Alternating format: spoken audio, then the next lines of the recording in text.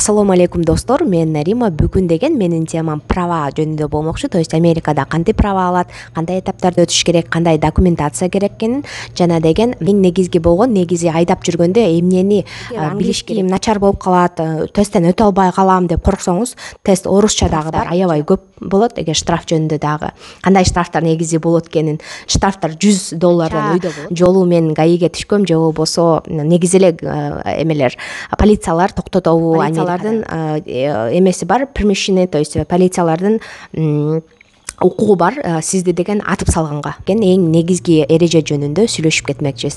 Анда эмесе лайк басыңыздар, комментарийиңизди жазыңыздар, кеттик.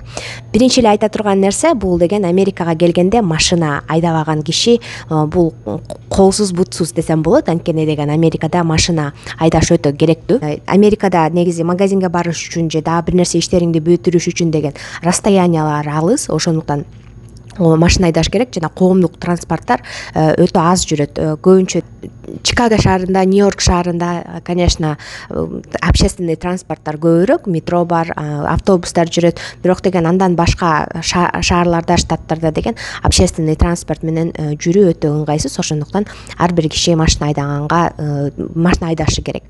Машина айдаган Америкада оңой, элдер бат эле үйрөнүп кетет. Анткени деген баары правила менен айдайт. Ошо правиланы эле кичине билсең деген машина айдаган Америкада оңой. Эң негизги биринчи нерсеси деген бул права алыш үчүн Американын сиз деген машина айдаганды билсеңиз, кичине практика кылып эле права алсаңыз болот. Бирок эң негизгиси права алыш үчүн сиздин деген Америкада документтериңиз болуш керек. Права алыш үчүн ар бир штаттардын ар кандай өздөрүнүн правиласы бар. Права алганга негизинен эле бүт штаттан права алыш үчүн бул деген разрешение на работу керек, же грин карта керек, же болбосо сиз студент болушуңуз керек. Ошол 3 документтен бири болсо сиз деген права алганга мүмкүнчүлүгүңүз бар. Андан башка дагы туристический виза менен келип, анан кийин 6 айга права алганга дагы кээ бир штаттардын закондору бар. Ошондой штаттар бар. Ошол 6 айга гана, негизи туристтер 6 айга гана жүргөнгө укуктары бар Америкада.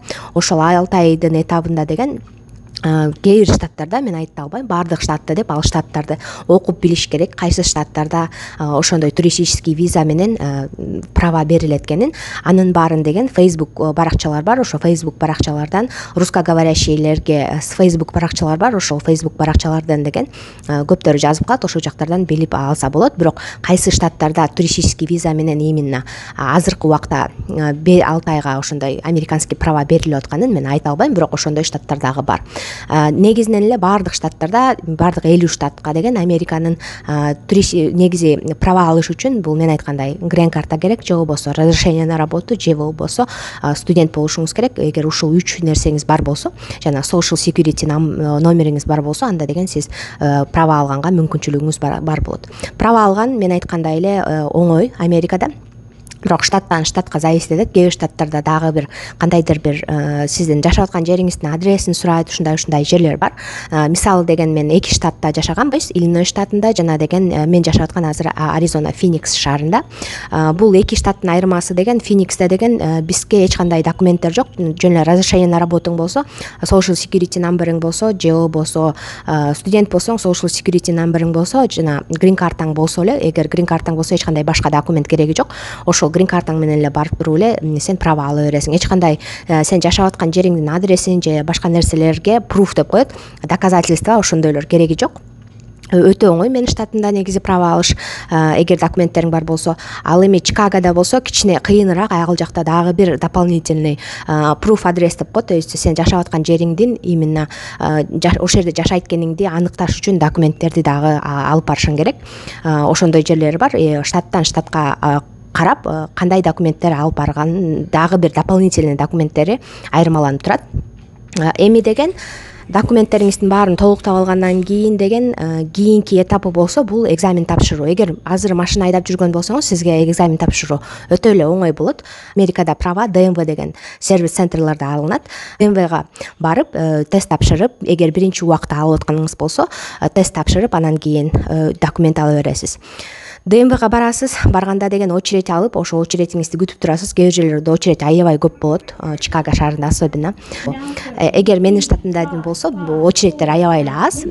Ал эми Чикагода очередь аябай көп. Көбүнчө эле кыргыздар Чикагода жашайт, Чикагодан права алышат, ошондуктан мен Чикагону да камтып айтып кетип атам. Ал эми мен жашаган штатта болсо, Аризонада очередь аябай аз, бат эле келет очередиңиз. Очередиңизди күтүп отурасыз дагы, анан кийин окошко сизге белгиленип берет, ошол окошкого барасыз номериңиз менен. Ошол номериңиз менен ошол алып барган сиз документтериңизди тапшырасыз. Кийин дагы сизди сүрөткө түшүрөт дагы. Приходишь сдавать на права, есть вот такой вот аппарат, где проверяют глаз, и вот такой вот аппарат, где тебя снимают на видео. Тест негизинен деген 2 этаптан турат. Биринчи теоретический части, анан кийин экинчиси болсо машина айдаган практический части болуп эсептелинет. Биринчи деген сиз теоретический частин өтөсүз. Эгер теоретический частинен өтсөңүз деген, анда деген экинчи практический частина дагы катышасыз. Экзамен тапшыруу деген бир күндө эле бүтө турган иш. Бул 1-2 сааттын эле ичинде бүтө турган иш, бирок деген бул в зависимости кандай очередке жараша. Документтериңизди тапшырып бүткөндөн кийин сизге деген бир ошо общий зал болот. Ошол залдан болсо деген, же болбосо кички штат болсо, жөн эле бир жерге отургузуп эле сизге тест бумажкалар берип коет. Тест особенно тест көбүнчө бир 10-15 суроо десем болот. Азыр точносын билбейм. Ар бир штаттан штатка ал дагы өзгөрөт, канча суроо болот экенин. Бирок деген сиз кичине английский билсеңиз эле, ар кандай приложениялар бар. Ошол приложенияларда кандай суроо келет даярланып алсаңыз болот. Ал жерге ошол приложенияда даярланган суроолор точно эле ошол тестте келет. Ошол суроолор менен эле күн сайын эгер бир жума ошол приложение менен ошол тесттеги суроолорго даярлансаңыз, сиз баарын жаттап алган болосуз дагы, тестти без проблем эле өтөсүз. Эгер английскийим начар болуп калат, тесттен өтө албай калам деп корксоңуз, тест орусча дагы бар, же түркчө по-моему бар. Ар кандай дагы тилдерде бар. Ошол ДМВнын сайтына кирип, кайсы тилде сиз тест тапшыра ала турганыңызды дагы билип алсаңыз болот. Бирок менин оюмча англисче эле тапшырган оңой, анткени ошол приложение менен эле английскийиңиз начар болсо дагы ошонун баарын жаттап алып эле, анан кийин кагазга деген ошол суроолоруңуз ошол эле суроолор болот. Жана приложение app боюнча кандай тренироваться этсеңиз, ошол эле суроолор, ошол сиз ДМВде да экзамен тапшырып атканда ошол эле суроолор болот. Ошолорду эле белгилеп коесуз дагы, тестти тапшырып бүтөсүз. Тестти тапшырып бүткөндөн кийин деген сиз практически машина айдап тест тапшырышыңыз керек. Теоретический частин өткөндөн кийин сизге деген дагы номер берет. Ошол номер менен сиз деген эми практический частин өтүшүңүз керек. Практический частинда деген сиз машина айдайсыз. Машина айдагандагы оңой. Мындай эле бир айланган, өздөрүнүн айлана турган жолу бар. Бир эле улицаны мындайынан айланып өтүп, светофорго токтоп, пешеходдорду өткөрүп, анан стоп сайын деп коет бакта Америкада. То есть стоп деген жазуу бар. Ошол стоп деген жазууга деген сиз обязательно 3 секунд токтошуңуз керек. Машина прям токтоп, анан кийин өтүш керек. Ошондой знактар обязательно Америкада. Ошол знактар бар болгон көчө болот. Ошол көчөдөн эле бир сыйра мындайына айланып өтөсүз. Альхамдулилля. Андан кийин деген ошол сиз машина айдап атканда деген сизге деген аякта учебный, Америкада мындай учебный машина деген жок. Ошондуктан сиз өзүңүздүн машинаңызды айдап барасыз. Ал машинаңызды айдап барганда обязательно страховкасы болуш керек ал машинанын. Анан кийин сиз айдай ала турган машина болуш керек да. То есть ошол машина менен заранее сиз айланып, ошол көчөнү айланып, айдап дагы көрсөңүз болот. Анткени ал жөн эле көчө болот да. ДМВнын мындай айланган көчө болот. Ошол жерден айдап бир сыйра өзүңүз тренировка жасап алсаңыз болот. Анан парковка кылганды обязательно тренировка жасап алышыңыз керек. Тоже үйдөн деген эмне кылат? Сиз кандай өтөсүз? Ошо практический частин өзүңүздүн машинаңыз менен жана иншуренс деп коет, страховкасы менен көргөзүп барасыз. Ошол өзүңүздүн инструкторуңузга, инструктор машинаңыздын астына отурат, сиз өзүңүз рулда отурасыз. Анан кийин инструктор айда дейт. Айда дегенде айдап чыгасыз дагы, бүт ошол жолду көргөзөт. Азыр оңго буруласың, солго буруласың, эмне кыласың деп ушундай нерселерди дагы өзүңүз үйрөнүп алыш керексиз. Анан кийин же болбосо переводчик алам деп переводчик менен дагы алсаңыз болот. Бирок переводчик бул жерде кереги деле жок, анткени деген оңго, солго, токто деп ушундай эле нерселерди айтат да инструктор. Анан кийин айдап чыгасыз дагы, ошондой светофорго токтойсуз, ошондой ар кандай знактар бар, ошол знактарга токтоп, обязательно пешеходдорду өткөрүп, анан кийин кайра ошол ДМВнын ичине келесиздер. Ошо мекеменин өзүнүн парковкасы бар. Ошол парковканын ичине киргенден кийин сизге артка парковка бер деп айтат. Артка парковка кыласыз, астыга парковка кыласыз. Анан кийин кайра парковкадан чыгып башка жака мындай өзүңүз дагы бир линиялар бар, ошол линияларга айдап өтөсүз. Башка мындай эч кандай трюктарды кыл же кандайдыр бир нерселерди кыл деп айтпайт ал жерде. Болгону эле ошол жолго чыгып бир сыйра айланышыңыз керек. Анан кийин артка парковка беришиңиз керек, астыга парковка кылышыңыз керек. Ошону эле текшерет. Башка эч нерсе мындай экстраординарный кылбайт. Ошондуктан Америкада права алыш өтө оңой деп ойлойм. Бул праваны эгер өтсөңүз, ошол инструктор өзү бумажкасы бар, ошакка отмечать этет дагы. Өттүң же өткөн жоксуң деп айтат сизге. Өтпөсөңүз деген мындай башка temporary барак берет сизге. Temporary license деп коет. Бул временный права деп коет. Ошо временный права берет дагы. Анан айдап үйрөн, обязательно өзүңдүн округуңда, ошол каерде зарегистрированный болсоң, каерде жашасаң, ошол округда айдап үйрөнүшүң керек ошо temporary права менен. Ошо менен айлап үйрөнүп аласыз дагы. Кайра эмкиде келип, качан үйрөнүп бүттүм дегенди өзүңүз сезсеңиз, ошондо барып кайра ошол практический, эгер теоретический частын уже өтүп коюп, практический эле части калса, практический эле частын өтөсүз. Эгер экөөнтөн өтпөй калсаңыз, то экөөнтөн сдавать этесиз, конечно же. Биринчи теоретический частин өтүп бүткөндөн кийин анан практический частин өтөсүз. Ошондуктан эгер практический частинен өтпөй калсаңыз, то эмкиде келгенде только практический частин өтүп коюшуңуз керек.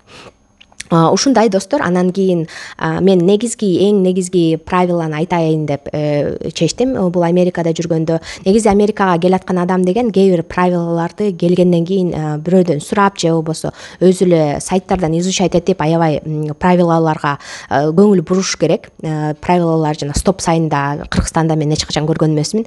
Стоп сайынга токтогондордун ошо стоп сайынга токтойт обязательно. Анан кийин бул жактан эч кандай штрафтар аябай көп болот. Эгер штраф жөнүндө кандай штрафтар негизи болот экенин, штрафтар $100 өйдө болот. Ошондуктан андай штраф албаш үчүн деген сиз деген правилаларды билишиңиз керек. Наверное, ким көрүп атса бул видеону суроо болушу мүмкүн. Канча жолу мен гаиге түшкөм же болбосо негизи эле эмелер, полициялар токтотобу Америкада? Полициялар негизи эле токтотпойт Америкада. Редкий случайларда, конечно, токтотот. Катуу нарушение кылсаңыз токтотот. Мен айткандай, ошо стоп сайынга токтобой кетсеңиз, 3 секунд обязательно токтоп жайыңда, анан жылышың керек. Эгер ошондой full stop деп коет, ошондой токтоп жылбасаң, анда деген сени токтотот обязательно полиция. Мен ошондой жерген бир жолу токтотком. Бирок штраф жазган эмес, анткени менин рекордумда, менин правама эч качан мен штраф алган эмесмин. Ошондуктан мени эмкиде жакшы айдаңыз, ошо full stop кылыңыз деп коюп эле жиберип койгон. Башка учурда деген эң негизги главный правила Америки бул деген сизди токтоткондо деген сиз машинадан түшпөшүңүз керек. Машинадан түшпөшүңүз керек. Полиция өзү келет дагы, сизди праваңызды сурайт, сиз менен учурашат, башка дагы эмне нарушение кылганыңызды айтат. Бирок деген эң негизги правила бул Америкада эч качан машинадан түшпөйсүз. Машинаңызды токтотосуз, анан кийин ичинде эле отурасыз. Полиция өзү келет. Эмне үчүн машинадан түшпөш керек жана кандай шарттарды кылбаш керек Америкада полиция тоскондо? Биринчи эле эң золотой правило: машинадан түшпөш керек. Машинадан түшсөңүз, полициялардын эмеси бар, permission, то есть полициялардын укугу бар сизди деген атып салганга. Полициялар атып салат, чын эле атып салган учурлар бар. Ошондуктан деген сиз эгер машинадан түшкөнгө аракеттенсеңиз, бул кылмышкер экен, аябай катуу кылмыш жашаптыр, ошондуктан качып кеткенини шашып атат деп туруп, сизди атып эле салат пистолет менен пуф деп. Андан кийин деген сиз полиция келгенде, бул жактан полиция келип сиздин документтериңизди сурап, ылдый эмеңди түшүр дегенде, эч качан монтип өзүңүздүн кармандарыңызга мондай колуңузду салганга аракеттенбешиңиз керек. Жана башка жактан дагы мондай монтип шашпылактап кармашыктарды ачып бир нерсе кылганга аракеттенбешиңиз керек. То есть деген Америкада ар бир жаран деген өзү менен пистолет алып жүрүүгө укугу бар. Ошондуктан полиция аны билет. Анан кийин эгер сиз бир нерсе кылып, кайсалактап бир нерсе кылып калсаңыз, мында пистолет бар экен деп өтө шекчий баштайт дагы. Анан кийин эгер пистолет сыяктуу бир нерсени алып же чөнтөгүңүзгө колуңузду салганга аракеттенсеңиз, полиция сизге ок такайт дагы. Анан анда дагы эгер ушундай эле калчылдап же бир нерсе кылсаңыз, атып салганга дагы мүмкүнчүлүктөрү, укуктары бар. Ошондуктан негизи ушундай нерселерди билиш керек Америкадан. Мен аябай коркутуп койдум окшойт, бирок бул чындык. Эгер бир нерсени туура эмес кылсаңыз, то полициянын сизди атып салганга укугу бар. Ушундай достор, эң золотой правило бул машинадан түшпөш керек жана полицияга каршы көрсөтүүчү бир нерселерди кылбаш керек. Жана колуңа, чөнтөгүңө колуңду салып, пистолет сыяктуу бир нерсе алып чыкканга аракеттенгениңизди көргөзбөшүңүз керек. Негизи эле колуңузду чөнтөгүңүзгө салганга укугуңуз жок, сиз полиция жаныңызда турганда. Ошондой правилаларды билиш керек достор. Эгер мындай видеолор жакса, турмуш жөнүндө, Американын турмушу жөнүндө жана негизи эле Америка жөнүндө, то, конечно, комментарий жазыңыздар, жакты деп. Же болбосо өзүңүздүн кеңешиңизди, же болбосо эмки видеолорго сунуштарыңызды калтырсаңыздар болот. Мен сиздер менен эмки видеодон көрүшмөкчү демекчимин. Рахмат сиздерге.